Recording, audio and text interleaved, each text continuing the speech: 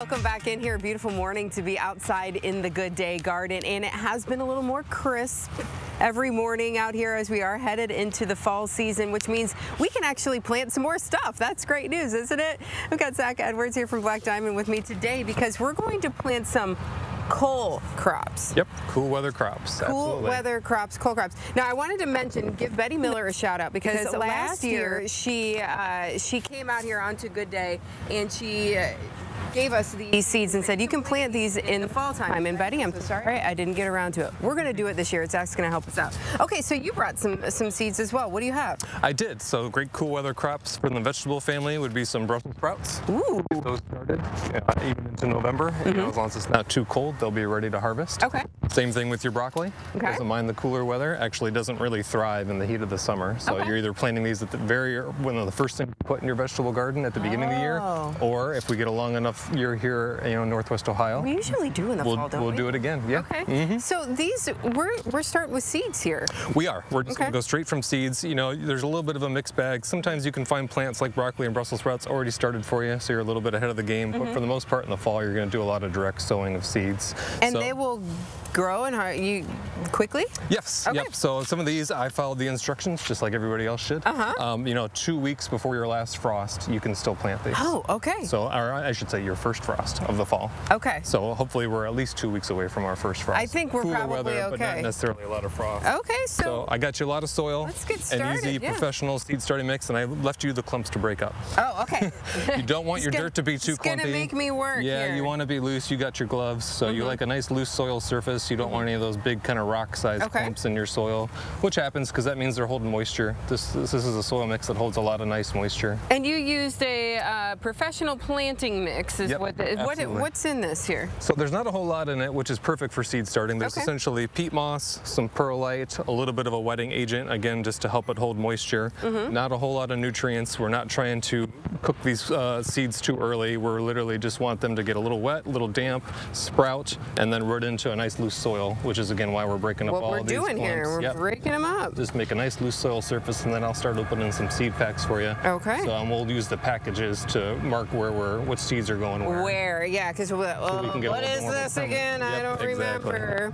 And so you said you got spinach, I like that baby greens. That's really cool. We can start that. That's a smoothie mix. There's going to be different types of beets, lettuce, Swiss chard, and spinach in there. Oh wow! So everything you would need to put in the blender and make your own smoothie. Wow. Okay, I'm really looking forward to that. And some of the ones that Betty Miller suggested was collards, and mustard greens.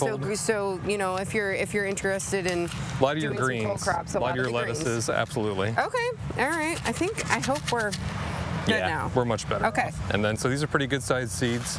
So, okay, so I'll actually be able to see them. Yeah. So we're going to plant about half a dozen or so, probably in a couple squares for our smoothie mix. How do I need to space these out?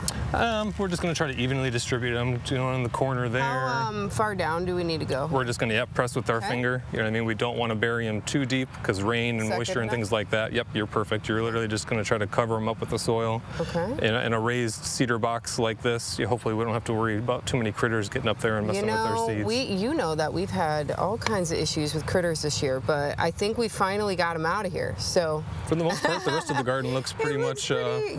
No one's harassed it too much outside of the weather. We got some cucumbers out of those plants, lucky enough, because it was not looking good for a while there. But our tomatoes have definitely done a lot better than our cucumbers this year. Yeah, definitely not the best growing summer that I've seen. Very hot weather at times, heavy rains at other times, even a little bit of a cool spell in August, which is unusual.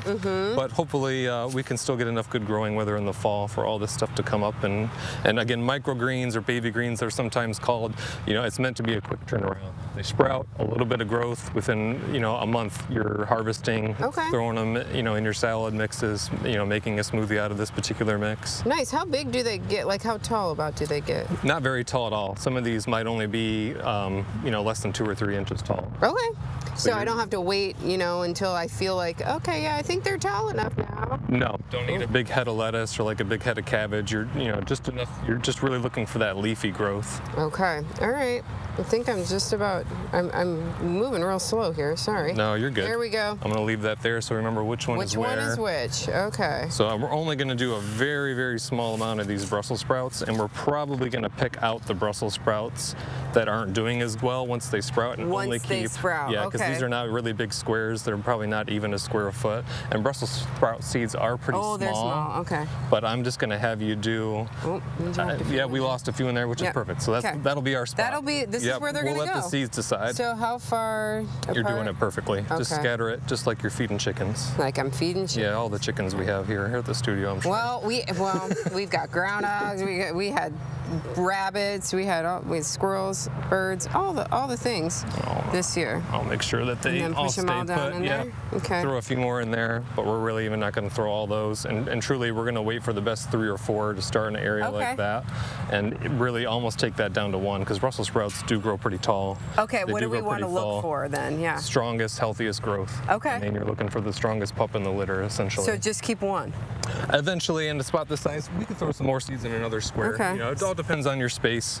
You know, this is less than a square foot in each one of these grids. There's only 8 of them. So we've got broccoli we want to do as well, some straight spinach. So just trying to utilize our space the most efficiently. Okay. Get those guys in there. Perfect. I'll take all those back, though we don't waste them. What do you want to do next? I think the broccoli might be good. We've got Brussels sprouts, we've got microgreens. Let's do some broccoli. Okay, perfect. So broccoli or Brussels sprouts will be there. All right, and we're going to keep working on these and through the break, and we'll keep you updated on how things are going throughout the course of the fall here. But there you go. You want to start working on these things now. Steve, I'm going to send it back to you. Looks good, Amanda. And I do have some ghost pepper chili for you as well, Amanda. We're going to try that tomorrow. Looking forward to those Brussels sprouts.